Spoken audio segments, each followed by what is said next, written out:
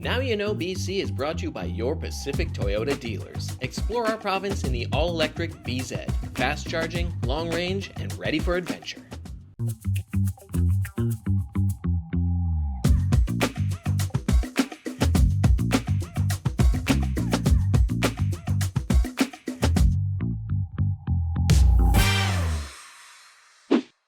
Welcome to Now You Know BC. I'm Bob Kronbauer, also known as BC Bob, and on this show I introduce you to interesting people, places to go, things to see, things that have happened in the past. You will hear our collective stories. This week we're talking about food history in BC, from Thunder Crunch chips to Bannock to the Woodward's food floor and beyond. And at this time in the intro I usually say, let's dig in, but this week I really mean it in a literal sense. Let's dig in. Did you know that we have one Yugoslavian immigrant to thank for the best potato chip we ever ate in the 90s? It's true. Marcus Nally moved to Tacoma, Washington in the 1920s and started experimenting making chips in his kitchen at home as a side project while he worked his day job at a local hotel. Eventually, he started a company called Nally's Foods, which became massive. At its height, they made 1,300 different products. The best ones were chips. And in 1976, Nally's launched in Canada. And in the early 90s, the Canadian arm of this company invented Thunder Crunch potato chips, which they called revolutionary and the crunchiest chip you've ever eaten. They were the first brand of kettle-cooked chips to be mass marketed here, and Nally's Canada ended up making 9 different flavors of them. My director's favorite one was chicken wings, but green onion and garlic Thunder Crunch, ever remember those? I don't, but I do remember loving this brand as a kid. They laid the groundwork for all of the other kettle chips that followed. They stopped making Thunder Crunch in the early 2000s, but the memory of them lives on in the many different brands of kettle chips you can buy these days. I've been trying to get a factory tour, and just today I learned, this is not a paid endorsement, this is not a product placement, but eventually I'm gonna take you into the Hard Bite chip facility in Surrey, and we're gonna do a tour. Another thing from the past that's being kept alive is Brownies chicken. In the early 80s, there were more Brownies locations here than there were KFCs. 66 locations all across British Columbia. They dominated the fried chicken market. And if you lived in a small town, you probably remember them. Their heyday lasted until the 90s, but ultimately, rising interest rates and other factors contributed to the demise of the chain and every single one of its locations. Many of the franchises were family-run though, and one of the original franchisee families has picked up Brownies and brought it back to life. Gary Acut saw an opportunity about 10 years ago and secured the rights to the brand that was basically dead at the time. They've now got locations in Maple Ridge, Mission, and Abbotsford, and they're only run by employees and of course the family itself. I worked a shift here to show you exactly what it's like behind the scenes. Arav, roll the tape of me working at Brownies. There were 66 locations, and their mascot, who you might not remember, was a bear. This guy. The 2 restaurants are in Mission and Maple Ridge. The brand is owned and operated by the Acut family. Gary, Bryson, Christina, and Mike. They run this place. They've got me working. All of their chicken is sourced from a farm that's just over the hill in Abbotsford. It's all halal, raised without antibiotics, and it's strange to say it, but it's pretty much farm to table. And I'm gonna fry some. We're cooking a half a bucket chicken, and it goes in for 14 minutes. Pro here.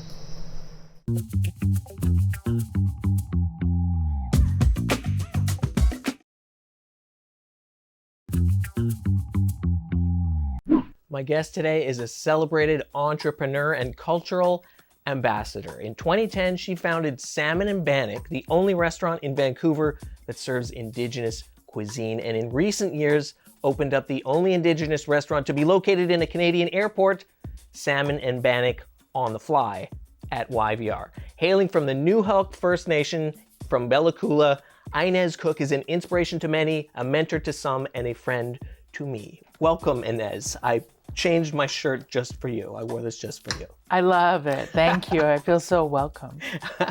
So for people who don't know anything about Bannock, what does it mean to Indigenous folks? Like, what does this mean in Indigenous culture?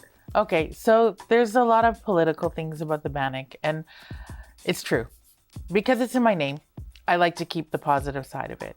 Got it. And the one thing is that with over 600 nations in Canada and all the different languages, you have to imagine every single community in the world had some sort of bread. Yep. But when they didn't have a common language, they probably didn't understand what everybody was saying.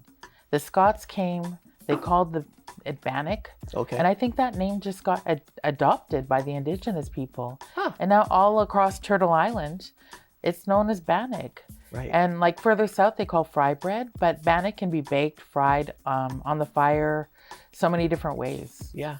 Yeah. Okay. I like it fried. I have a special dish that I make at my house. Hot dogs inside of Bannock. Yum. But you make all types of different Indigenous fare, including salmon, which is obviously my favorite. But what are some of the other dishes? Well, we take Indigenous ingredients, we serve it with a modern palate. So we find out what's in season, what's available, price points, different things like that. And so we have bison. That's one of our top favorites. We slow braise it for 24 hours. You don't need a knife, and apparently you don't need teeth. And one time Gino Ochik was in, and he's like, "What do you recommend?" And I told him, "Well, apparently you don't need a knife or teeth for this one." And he smiled, and he had no teeth. And he said, "I'll have that." No way. Is it like a burger or something? How No, do you eat it? it's a roast with mashed potatoes, all the fixings. I think I've had that. Has it been on the menu for a long time? Not since you were there. Okay. Is there anything that you would like to serve that you can't serve based on? Moose meat. Oh, moose meat. Yeah. I love moose meat. I wish we could serve moose meat. I heard that there was restaurants in Newfoundland serving it, and I got so excited because I thought, okay, we're not allowed to serve it in BC, but maybe it's a gray area if I order it from Newfoundland, if it's legal there. Yeah. And I phoned a restaurant, and I'm like, I heard you have moose meat. Like, I was wondering if I could talk to your supplier, and they hung up on me. What? I don't think it's legal there either. Oh, okay. Yeah, that's fair. And it's not legal here. My understanding is because it's a game meat and it has to be farmed or something. Like you can't go out and harvest a wild moose and serve it at your restaurant. Is that pretty Correct. much how it works? Yeah. So you can serve bison, you can serve salmon, Elk, There's deer, farmed elk? deer, Huh. duck, rabbit, Yeah. Cool. lots of sablefish. That's my favorite. Sablefish is delicious. Delish, buttery, melts in your mouth. Yeah. You ever do events outside of the restaurant? I was at Salmon last summer and somebody was setting up a barbecue, a salmon barbecue, and I helped, and it was so awesome. Like a sort of traditional way of doing it. Yum, amazing. Yeah. I mean, we do lots of catering. Okay. So tons and tons of catering. It's hard because we don't have a truck. We're not a food truck business. Yeah. And so it's hard because anywhere we go, we have to build a kitchen, which is very costly. Of course. So there's that. Yeah. What about YVR? What do people say at YVR? Do people get it? Is it international tourists that are eating it? Is it They're people from not getting Canada? it that much. Oh, really? Yeah, it's been tough. Huh. Yeah, it's been really stressful. Originally, I chose international because people show up 3 hours before the flight, and I thought, amazing, they have time to have a quick bite and before their flight. But and domestic people show up 10 minutes before the flight. There's no time to eat. Yeah. So I was like, no, that's better. Yeah. But I wasn't thinking it through because in domestic they don't get fed. There's 1 million flights a day, so they're always delayed. Oh. So I didn't think that one through. Well, that's what I would have thought too. Like when I was in Quebec, I was there super early, and that was the only place I had poutine was at the airport before I left Quebec. Yeah. Huh. Yeah. So I mean, right now with tourism down, not going to the south right now. Yeah. Everyone's going to Mexico, so that's helping us. Oh, that's good. Yeah. Cool. Yeah. And you have this now. You have packaged Bannock that you can take home. Yes. And where do you sell this? So we sell it at a few of the makers shops. We sell it at the Loblaws at the Post. Oh, awesome. The city market. Museum of Anthropology. We're working on getting on the ferries. Oh, nice. You're going to see it popping up different places, which is super exciting. Okay, cool. You're going to see it popping up in my kitchen later. Love it. The one you're holding is a distant cousin. That one's gluten-free. Oh, gluten-free distant cousin. That's funny. And what's this one called? Signature. And this is the same mix that you use at the restaurant? Ours is baked, but you can fry it. Oh, you bake it at the restaurant. Yeah. I gotta come by. It's been way too long. Yeah. Yeah. Come for try sure. the bison and the sablefish. That's what I'm gonna do. Yeah. Yeah. Are there other you mentor other cooks? Is there anybody in BC that you're excited about? Yeah, yeah. I mean, it's starting to grow more and more. Super exciting. Sarah from Tradish, Ancestors Cafe. Oh, yeah. She's seasonal right now. Okay. She's amazing. I was mentoring her. There's another chef. He just moved back to BC. His name is George Lenzer. Okay. And I think he wants to open up a restaurant eventually. And he's like killer. He worked at Joe Beef in Montreal. Cool. He's like, yeah. Awesome. I see a lot of Bannock trucks. I see Yeah. that's the indigenous food that I see, and I know it's in your name, and that's not all that you do. But I've been seeing more and more, and I don't know if it's because I'm going to more indigenous events or what, but it seems to be more popular. now. Hopefully. Yeah. There's enough room for everybody. Mm-hmm. Absolutely. Cool. Okay. Well, thanks for joining me, Inez. Nina is on the street. She's going to be talking to some people when we get back.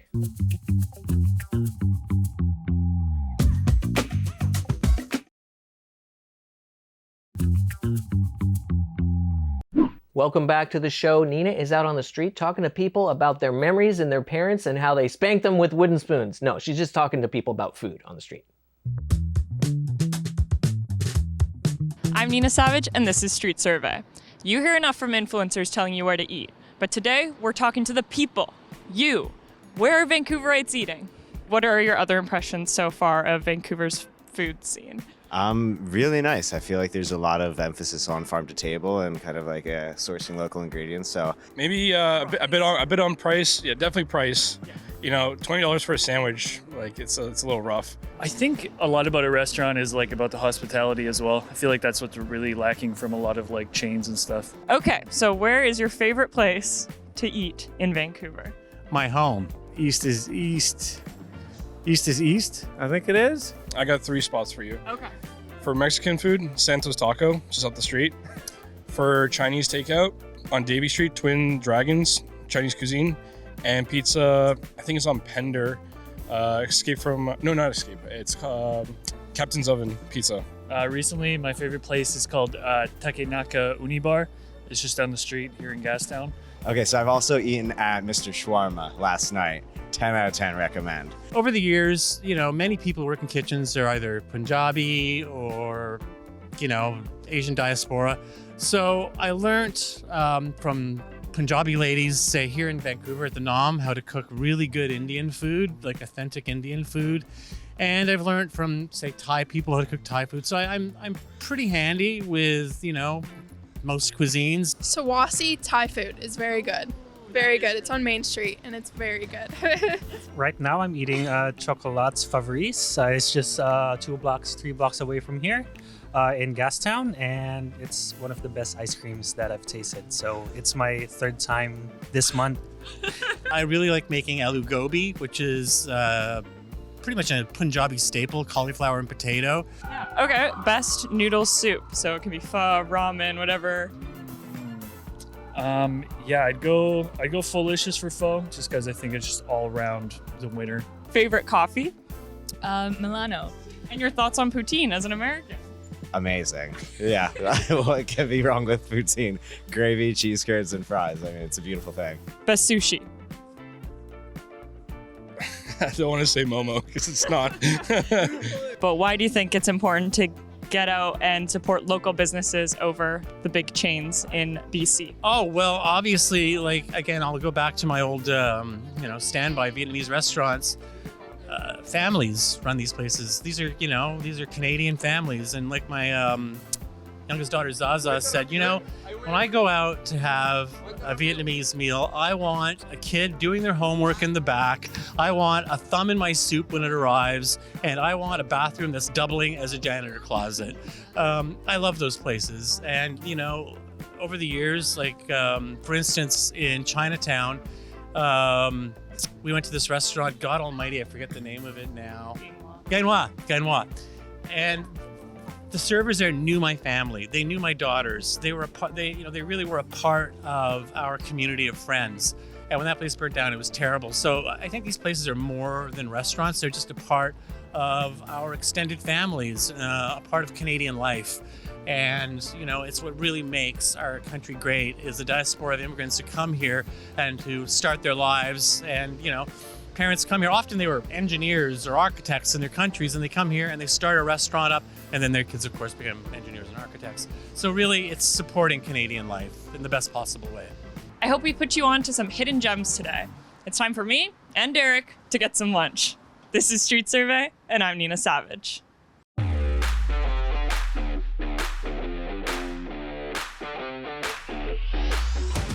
We're going on a BC road trip to Whistler, home of the 2010 Olympics, Muck Muck, a Beaver Tails franchise, and a lot of really great places to eat. And I don't have anything against Beaver Tails, and in fact, they're delicious, but since this is the food episode, I'm gonna take you to my new favorite restaurant in Whistler. But first, some activities. I have visited Whistler during every season of the year, and winter is actually not my favorite, partly because I'm old and I'm not a big snow sports guy. My son is though. So the last time we went up, he got this video. He went snowboarding with his friend while I hung out in the village and recovered from a pinched nerve that I got from, guess, I got it from sleeping. I told you I'm not a big sports guy, winter or summer, and I pinched my neck while I'm sleeping, pinched nerves. And by the time you watch this, the snow is probably gonna be gone. So you'll be thinking about mountain biking or maybe renting a canoe and going down the River of Golden Dreams, which I can promise you is just as pleasant as it sounds. You paddle a canoe down a lake, then into a stream that meanders through some wetlands, and eventually somebody comes up, picks you up, and drives you back to your hotel. Paddling is nice, but two of my all-time favorite activities are standing around and looking at things, and standing around and learning things, which is perfect for Whistler because, for one, the Audain Museum has a ton of incredible BC-centric art to look at. It holds the private collection of developer Michael Audain and his family, and they have an entire room filled with Emily Carr paintings to stare at. They also have a ton of Indigenous art from some of my favorite Northwest Coast artists, and the building itself is really something. The architecture is wonderful. It's usually my first stop when I go to Whistler. Another place where I learned some stuff on my last trip was at the Squamish and Lil'wat Cultural Center. Whistler is on the traditional territory of these two nations who came together with a first-of-its-kind center where they invite everybody in to learn about their culture. Sort of like a museum, but more immersive. It's actually a nonprofit that works not only to educate people, but to benefit the Lil'wat and Squamish folks in the area. I teased this piece by saying I'd take you to my new favorite restaurant, so editor Arav, throw a drum roll in here, please. My new favorite place to eat in Whistler is the Envelope, please. Thank you.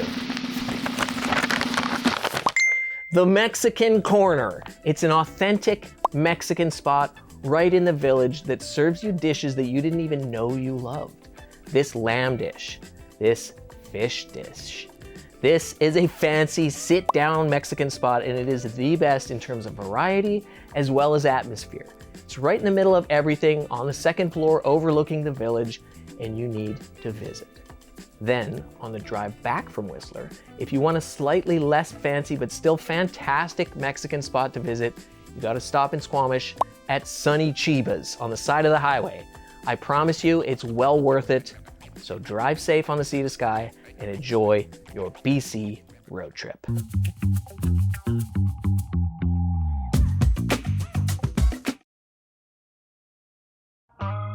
This piece of history is proudly supported by the Museum of Vancouver. Vancouver's story begins here. We're in the basement of the Museum of Vancouver. They like to refer to it as collections storage. We are talking today about Woodwards. This is Denise Fong. She's going to tell us what are we looking at here. Yeah, so if you look at some of the old advertisements of Woodwards, you'll know that Woodwards was advertised as Woodwards has it all. So one-stop shopping place, and for them, the food floor was a big feature that attracted a lot of customers. In 1952, it was said that it was the world's largest supermarket, and it was promoting a very novel idea of groceteria, which means that people could push their own carts, walk through the aisles, and pick their own grocery items, which was quite different from the old days where people would have to shop with a shopkeeper, cashier at the counter and ask them to pull things for you. So this was a novel concept Very from a grocery novel. store. Yeah, you can go in, there's all of these packaged foods, processed foods. They also sell fresh produce. They source a lot of the fresh produce from local farmers.